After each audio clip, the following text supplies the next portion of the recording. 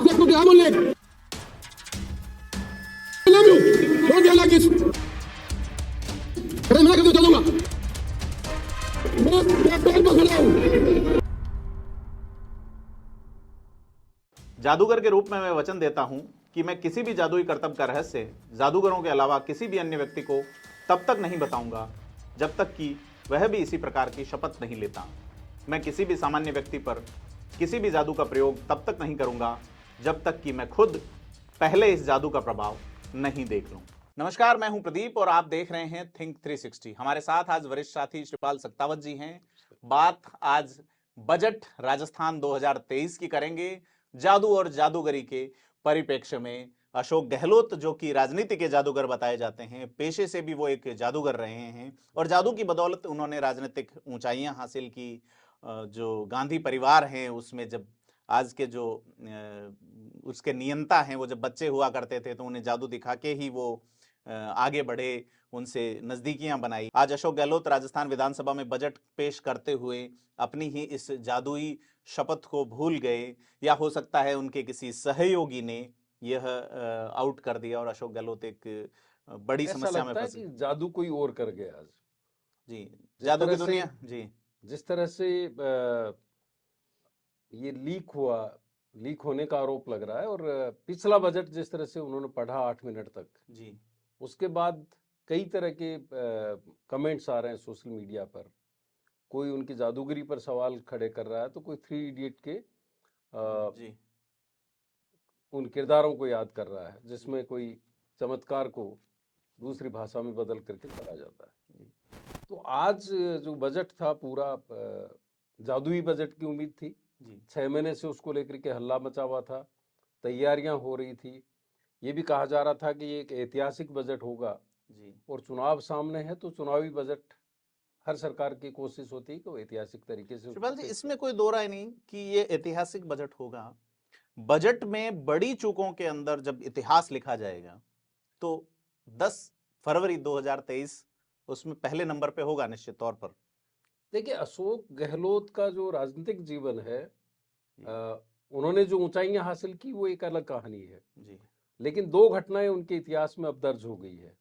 एक तो वो घटना जब उन्होंने हाईकमान के सामने उनके सीएलपी लीडर रहते हुए, मुख्यमंत्री रहते हुए, एक पैरेलल मीटिंग होती है और हाईकमान को आंख दिखाने की बात होती है, और उसका रहस्योद्घाटन होता है अदालत में, जब ये बताया जाता है कि सिर्फ 6 एमएलएज ने अपनी इच्छा से दिया था इस्तीफा विधानसभा अध्यक्ष को, जी और बाकी दबाव में लिए गए।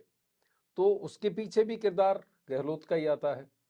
और आज की जो घटना है, जिस तरह से वो 8 मिनट तक पुराना बजट पढ़ते रहे, तो ये दोनों घटनाएं, जब भी गहलोत का जिक्र आएगा, राजस्थान की राजनीति का जिक्र होगा तो गहलोत का जिक्र जरूर होगा, और गहलोत का जिक्र होगा तो ये दो घटनाएं हमेशा उसमें खास तौर पर गहलोत का जो चरित्र है उसके ऊपर सवाल खड़े करेगी। सर, जादू में ये कहा जाता है कि अगर आपका सहयोगी कोई खेल कर गया तो फिर आपका पूरा करियर बर्बाद हो जाता है। तो इसमें जब बजट बनाते हैं जो लोग, और एक पन्ना एक्स्ट्रा जुड़ा है इसमें, जो आधिकारिक रूप से कहा गया है कि एक पन्ना पिछले बजट का जुड़ गया। उन्होंने एक नई शायरी से शुरुआत की। वो अगर पुराने वाली शायरी बोलते तो तभी समझ आ जाता कि साहब वो गलत पढ़ रहे हैं। तो ये नहीं लग रहा कि कोई सहयोगी ही ये चमत्कार कर गया। देखिए, इससे जो वसुंधरा जी का एक बयान आया है पूर्व मुख्यमंत्री का, उस पर गौर करना चाहिए। उन्होंने कहा है कि एक बहुत गंभीर बात है जी कि एक वित्त मंत्री, एक मुख्यमंत्री बजट पेश करे और उससे पहले वो उसको देखे नहीं। जी उन्होंने इसको गंभीर बात बताया, और इसलिए मैं कह रहा हूं कि जब भी कभी गहलोत के कैरेक्टर को लेकर के बात होगी, गहलोत की राजनीति को लेकर के बात होगी, राजस्थान की राजनीति को लेकर के बात होगी, तो आज जो बजट में चूक हुई, ये हर वक्त इसका जिक्र होगा। और इसके लिए हो सकता है किसी को लटका दिया जाए, किसी को अटका दिया जाए, वित्त विभाग के लोगों को, या किसी नीचे के जो कर्मचारी है उसको इसमें आरोपी ठहरा दिया जाए। लेकिन कहीं न कहीं चूक, जब आप पढ़ने जा रहे हैं तो आपको एक निगाह खुद को डालने की जरूरत है। और ये तो गनीमत है कि महेश जोशी आए और उन्होंने आकर के उनके कान में कह दिया, और वो एक तरह रुक से गए। रुक गए। हालांकि उनका चेहरा अगर आप देखेंगे तो गहलोत भारी सदमे में उसमें नजर आते हैं, सख्ते में नजर आते हैं। उनको भी लग रहा था कि बहुत बड़ी चूक हुई है। अगर महेश जोशी उस वक्त सचेत नहीं होते या महेश जोशी को इनपुट नहीं मिलता दूसरी जगह से तो और भी गंभीर बात होती। लेकिन वसुंधरा जी की बात को मैं दोहराना चाहूँगा कि एक मुख्यमंत्री, एक वित्त मंत्री बजट पेश करता है तो देखने की जिम्मेदारी भी उनके खुद की है। उन्होंने एक चीज़ और कही है कि ऐसी स्थिति में एक ऐसे व्यक्ति के पास में नेतृत्व हो तो कानूनी व्यवस्था को लेकर के क्या स्थितियां होती होगी, वो भी सोचने वाली बात है। बिल्कुल सही बात सर। जैसे वीडियो की शुरुआत में हमने जादूगर की शपथ की बात की तो उसमें अंतिम लाइन यही है कि जब तक आप खुद चेक नहीं कर ले तब तक आप जादू नहीं दिखाएंगे। और आज अशोक गहलोत चुनावी जादू दिखाने ही आए थे। उन्होंने एक राजनीतिक बयान दिया है कि मैं 2023 नहीं 2028 के लिए तैयारी कर रहा हूं, तो उसको आप कैसे देखते हैं सर? देखिए, दोनों चीजें हैं। एक तो ओवर कॉन्फिडेंस जी जो वो लगातार करेंगे, हम रिपीट करेंगे, जी लेकिन जो स्थितियां बन गई है राजस्थान में और जो इस बजट को लेकर खास तौर पर जिलों को लेकर के जो उम्मीदें थी जी वो पूरी नहीं हुई। तो लोग तो यही मान रहे हैं कि 2028 को लेकर के उन्होंने अभी से इंगित कर दिया है, यानी ये आखिरी बजट है उनका और अगला बजट जो है कांग्रेस की तरफ से या जो भी कोई पेश करेगा वो 2028 में पेश करेगा, यानी इसको बेस बना करके 2028 में चुनाव की तैयारी। जी जी। तो सर इसमें एक देखने वाली चीज ये है कि 2023 वो ये कह रहे हैं हमारे खिलाफ कोई एंटी इनकम्बेंसी नहीं है, उनका ये दावा है, जबकि उनके ही एक मंत्री कह चुके हैं कि फॉर्च्यूनर में सरकार मतलब पूरी प्रतिपक्ष आ जाएगा। देखिए, जो सर्वे हैं बीजेपी के इंटरनल सर्वे हैं जिसकी वजह से बीजेपी पहली बार ये सोच रही है कि वो किसी को चेहरे के तौर पे पेश नहीं करेगी, कमल के फूल के ऊपर वो चुनाव लड़ेगी, कमल के फूल के निशान के साथ ही वो अपने चुनाव का पूरा अभियान चलाएगी। उसके पीछे वजह है वो जो सर्वे जिसमें 185 के आसपास सीटों का आकलन बीजेपी करके चल रही है। लेकिन चूंकि रिपीट की बात कर रहे हैं, इनका पुराना इतिहास भी अगर देखें तो 153 से 56 पे आ जाते हैं, 100 से 21 पे आ जाते हैं। उस लिहाज से भी कोई ज़्यादा अच्छी परफॉर्मेंस की इनकी उम्मीद नहीं नज़र आती है, लेकिन खुद को कॉन्फिडेंस है कि वो रिपीट कर सकते हैं। अब रिपीट को लेकर के भी विद इन कांग्रेस बातचीत होती है कि रिपीट क्या 21 सीट को रिपीट करने की बात कर रहे हैं या सरकार को रिपीट करने की बात कर रहे हैं।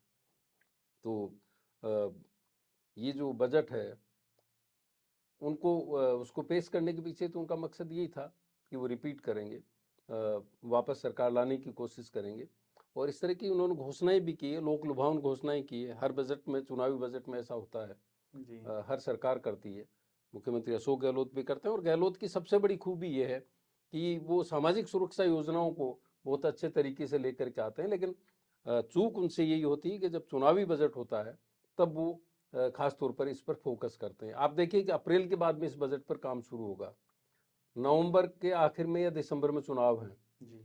तो उससे पहले चुनाव आचार संहिता लागू हो जाएगी, लग जाएगा। तो कितना वक्त बचता है सरकार के पास इन योजनाओं को लागू करने के लिए। और फिर अगले साल आप बजट पेश नहीं कर सकते, आपका लेखानुदान पारित होगा जुलाई अगस्त में जाता होगा जी। तो ये ऐसा लगता है, ऐसा मैंने खुद देखा था सर 2013 में अशोक गहलोत ने इसी तरह का बजट प्रस्तुत किया था जिसमें कई जिलों में मेडिकल कॉलेजेस की घोषणाएं थी। वो मुकम्मल होते होते 10 साल मतलब आधी पीढ़ी निकल जाती है और लंबा समय निकल जाता है, तो आपको कोई फायदा 10 साल बाद मिलेगा, उसके लिए आप अभी निर्णय लो। जनता भी सब समझती है। कर्मचारियों को लेकर उन्होंने बड़ी घोषणा की है, ओपीएस में, सरकारी संगठनों में या विश्वविद्यालयों में काम करने वाले लोगों को भी उन्होंने ओपीएस की घोषणा कर दी है। ओपीएस कब मिलेगा? हालांकि वो इस मुद्दे पे मोदी सरकार पे हमलावर है कि ओपीएस का पैसा जो शेयर्स में लगा हुआ है उसे लौटाया जाए। बार बार अशोक गहलोत को ये माना जाता है कि वो अपने भाषण में, अपने संबोधन में हर बार इंदिरा गांधी, राजीव गांधी, नेहरू वगैरह का जिक्र करते हैं। आज देखा सर अशोक गहलोत पूरे भाषण में करीब 1 दर्जन बार उन्होंने अमेरिका के राष्ट्रपतियों का नाम लिया, फ्रैंकलिन रूजवेल्ट का नाम लिया उन्होंने, कैनेडी का नाम लिया उन्होंने, ओबामा के कई कोट्स उन्होंने ट्वीट किए। तो ये बदलाव कैसे? और आज अंग्रेजी का गजब इस्तेमाल किया उन्होंने। वो इससे शायद देखिए, बजट तैयार करने में अधिकारियों की बड़ी भूमिका होती है जी।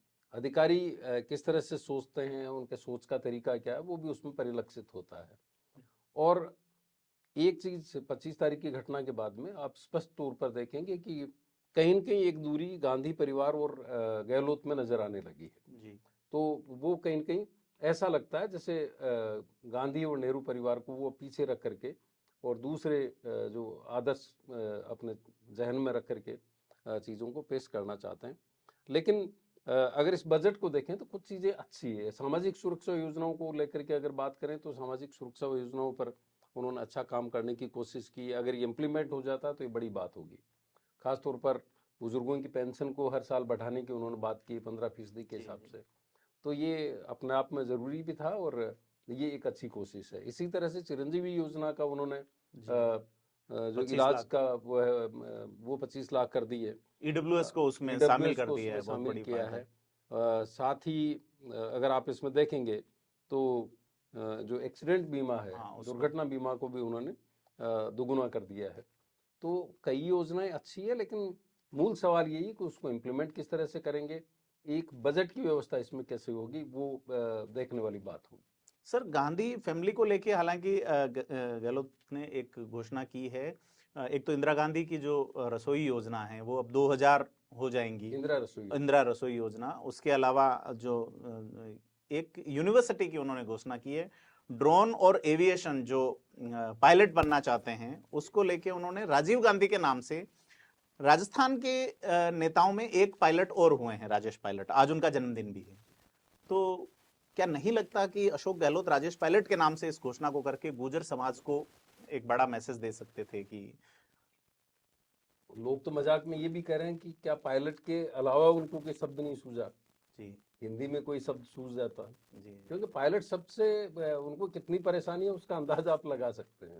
जी जब वो बजट पेश कर रहे हैं और जब चूक होती तब भी कई कमेंट अगर आप सोशल मीडिया पर पढ़ेंगे तो उनमें ये था कि पायलट ने इतना दबाव और इतना तनाव दे दिया कि वो कुछ अच्छे से पढ़ और समझ भी नहीं पा रहे हैं जी और ऐसे में वो और पायलट तैयार करने की बात कर रहे हैं। जी। तो ये अपने आप में महत्वपूर्ण बात है कि राजस्थान में और भी पायलट नहीं, उनका तकनीक और उसको लेके कंसर्न है कि नई टेक्नोलॉजी आ रही है। राजीव गांधी डेटा सेंटर का भी उन्होंने उल्लेख किया है। इसके अलावा सर उन्होंने जो संविदा कर्मी हैं उनको लेके बड़ी घोषणाएं की है। एक बहुत अच्छी संविदा कर्मियों को लेकर के अगर ये घोषणा जो आज उन्होंने की है, ये शुरुआती क्योंकि पिछले उसमें ही था, चुनाव घोषणा पत्र में शामिल था जी जी और उसी वक्त ये अगर लागू कर देते तो शायद ज्यादा फायदा होता। जी जी संविदा कर्मी उनके साथ और ज्यादा मजबूती से खड़े होते, एक बड़े वोट बैंक को प्रभावित कर सकते थे। गहलोत ने कई फैसले अच्छे किए, कई इसमें बातें की है, लेकिन इनको वक्त पे इम्प्लीमेंट करते पहले तो उनकी नीयत पर सवाल नहीं खड़ा होता और इनको इम्प्लीमेंट करने का भी उनके पास में वक्त होता। तो आज के बजट में सर घोषणाएं अच्छी हुई है, धरातल पे जल्दी आए, हम इसकी उम्मीद करते हैं। लेकिन बजट प्रावधानों में जो राजकोषीय घाटा है या जो हमारे ऊपर टैक्सेशन को लेके उन्होंने किए हैं प्रावधान, उनका क्या आउटकम्स आएगा, ये हम आने वाले दिनों में लगातार जब एक एक विभाग की अनुदान मांगों पे चर्चा होगी तब हम इसी तरह से डिस्कस करेंगे। लेकिन जिलों वाली महत्वपूर्ण बात है इसमें, जी, जिलों को लेकर के राजस्थान में एक जिस तरह का एक क्यूरियोसिटी पैदा की गई, लोगों में एक उत्सुकता पैदा की गई, जगह जगह से प्रस्ताव मांगे गए, जो एक्सरसाइज की गई उस पर सैकड़ों करोड़ रुपए खर्च भी हुए हैं। पूरी आपकी प्रशासनिक मशीनरी उस पर लगी हुई थी। 49 जगह से प्रस्ताव थे। काफी लंबे वक्त से जिलों की घोषणा भी नहीं हुई राजस्थान में, तो उम्मीद की जा रही थी कि जिलों की घोषणा होगी। और आप मदन प्रजापत को देखें या नीमका थाना के विधायक को देखें, उन्होंने तो बाकायदा संकल्प किए हुए थे कि खासतौर पर मदन प्रजापत पचपदरा को जिला बनाने को लेकर के, कि जब तक जिला नहीं बनेगा वो पचपदरा विधायक जी, बालोतरा या पचपदरा को बनाने को लेकर के बाड़मेर में एक नए जिले की उनकी डिमांड। पचपदरा के विधायक हैं, मैं करेक्ट कर दूं, और वो बालोतरा को जिला बनाना चाहते हैं और वो नंगे पांव घूम रहे हैं। तो उनका संकल्प पूरा नहीं हुआ, उनको लगता है कि अभी और इंतजार करना पड़ेगा। तो जिलों की घोषणा को लेकर के बहुत ज्यादा उम्मीद थी राजस्थान की जनता को। लगता ऐसा है कि गहलोत ने पूरा आकलन किया इसको लेकर के और उनको लग गया कि अगर वो 5 या 7 जिले बनाते हैं तो बाकी जगह का रिएक्शन होगा वो बड़ा खतरनाक होगा। जैसे नीमका थाना को जिला बनाने को लेकर के जो कवायद शुरू हुई, जगह जगह से विरोध शुरू हो गए थे, उदयपुर वाटी से और इधर से, तो गहलोत को लगा कि ये बरके छत्ते में हाथ डालने वाली बात है और अभी अगर इस तरह की घोषणा करते हैं तो उसका फायदा कम हो, नुकसान ज्यादा हो। सर, इसमें एक तो बड़े बजट की आवश्यकता होती है, पहली चीज। दूसरी चीज, जो विधिक चीजें हैं वो बदलती है, न्यायालयों का क्षेत्राधिकार बदलता है, एसपी का क्षेत्राधिकार बदलता है, रेवेन्यू का क्षेत्राधिकार बदलता है, तो एक हमारे पास सूचना ये आ रही है कि हो सकता है बजट की रिप्लाई में अशोक गहलोत जिलों की घोषणा कर दे। अभी तक जो साथी हमारे जो सूत्र हैं हमारे वो बता रहे हैं, अगर बजट की रिप्लाई में घोषणा करते हैं सर, तो इससे साफ है कि फिर नियत तो नहीं है जिले बनाने की, क्योंकि आपको एक्ट में चेंजेस करने पड़ेंगे, कानूनों में बदलाव होंगे उसको लेके। देखिए, मुझे नहीं लगता कि वो जिले बनाने की घोषणा करेंगे जी। ये पिछली सरकार ने भी एक्सरसाइज की थी, लेकिन उनको लगा कि आप अगर यहाँ से दिल्ली के रास्ते कोई देखें, जयपुर से दिल्ली के, तो शाहपुरा से डिमांड है, कोटपुतली से डिमांड है, बहरोड से डिमांड है और भिवाड़ी से डिमांड है। जी। आप चारों जगह तो जिले नहीं बना सकते। तो उसका जो इम्पैक्ट होगा पॉलिटिकली, राजनीतिक तौर पर, वो उसका नुकसान ज़्यादा होगा। और शायद इसीलिए जिलों की घोषणा और 3 संभाग बनाने की बात थी, आईजी रेंज बनाने की बात थी, उन सब को इसलिए टाल दिया गया है कि उसका फायदा कम होगा, नुकसान ज़्यादा। तो ये था आज का धारा प्रवाह कार्यक्रम बजट पर। खास करके बजट में क्या प्रावधान किए गए हैं वो हमने लगातार लाइव में दिखाया है आपको। अशोक गहलोत का स्पीच आप हमारे चैनल पे देख सकते हैं। उसके अलावा बजट में दी गई घोषणाओं से बड़ी चर्चा पूरे देश में आज ट्रेंडिंग है अशोक गहलोत की वो चूक, एक राजनीतिक जादूगर की वो चूक, जो कि विधायी कार्यों के इतिहास में एक बुकमार्क के रूप में अंकित की जाएगी और हमेशा याद रखी जाएगी। धन्यवाद शिवपाल जी हमारे साथ जुड़ने के लिए, और आप देखते रहिए थिंक 360 और विधानसभा और राजस्थान की राजनीति से जुड़े हुए एक्सक्लूसिव वीडियोस और एक्सक्लूसिव स्टोरीज के लिए लाइक, शेयर और सब्सक्राइब करें थिंक 360 को।